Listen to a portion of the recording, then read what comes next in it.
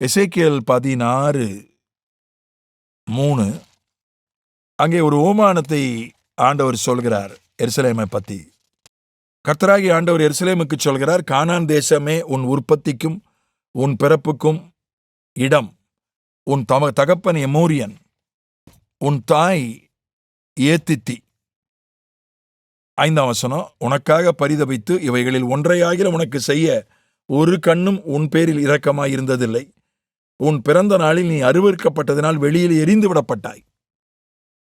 எருசலேமை பற்றி ஆண்டவர் ஓமானமா சொல்றார். ஆனால் எருசலேம் பட்டணம் அது எமோரியர்களால் ஏத்தியர்களால் உருவாக்கப்பட்ட ஒரு பட்டணம்.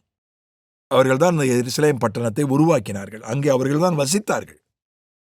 அதன் பிறகுதான் அது தாவீதால் கைப்பற்றப்பட்டது.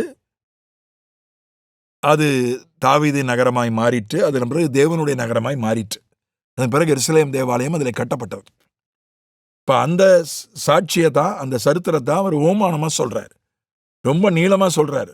இந்த அதிகாரத்தினுடைய பெரும்பகுதி ஒரு ஓமானமாக அதை சொல்றாரு. அவர் என்ன சொல்றாரு? எமோரியன், உங்க அப்பா எமோரியன், உங்க அம்மா ஏத்தித்தி.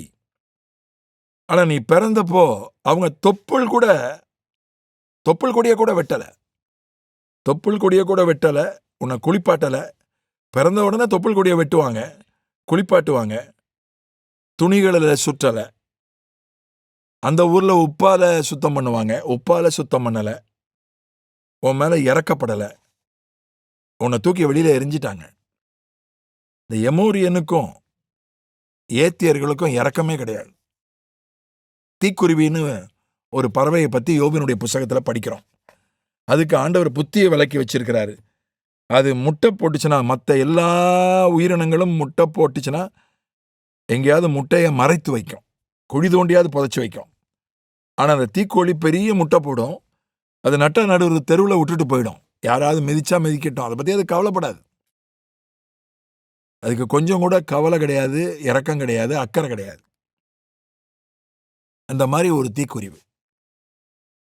அது மட்டும் இல்லை, எருசலேம் என்பது அது வெளியே எரிந்து போடப்பட்ட ஒரு பட்டணம்.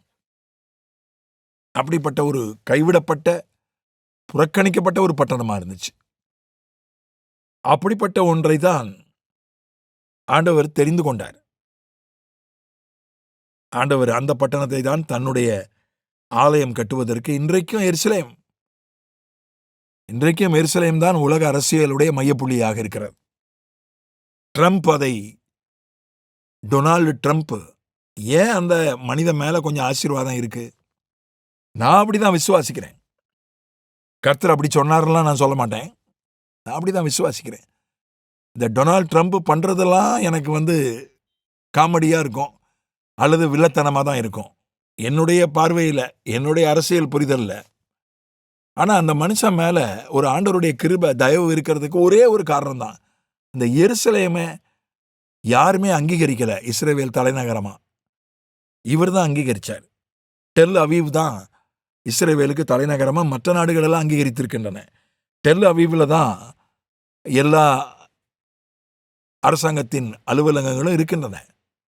ஆனால் இந்த ட்ரம்ப் தான் எருசலேமை இஸ்ரவேல் தலைநகரமாக ஆதரித்தார்.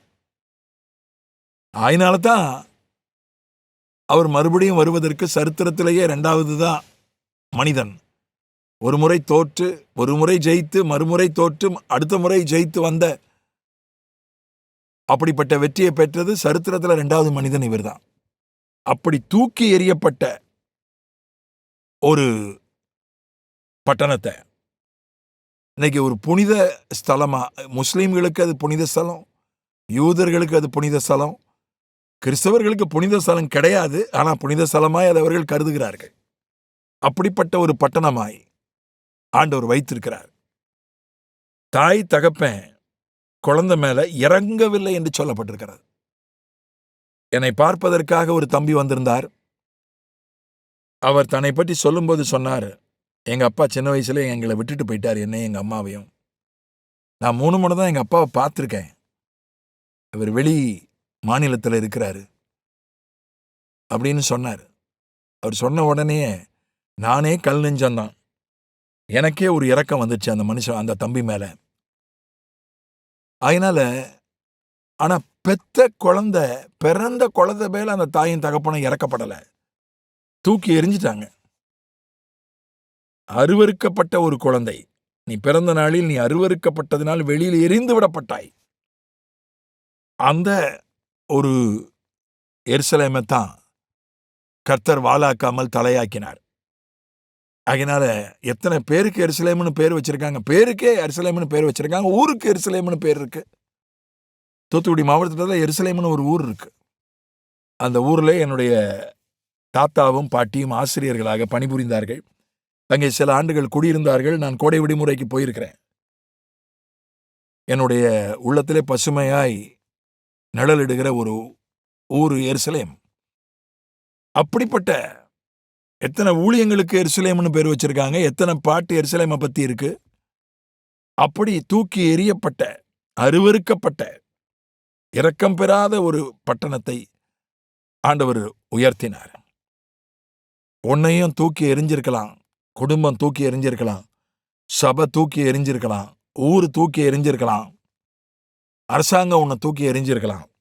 ஆனா கர்த்தர் உன்னை அணைத்துக் கொள்வார், உன்னை ஏற்றுக்கொள்வார், உன்னை உயர்த்துவார். ஆமென்.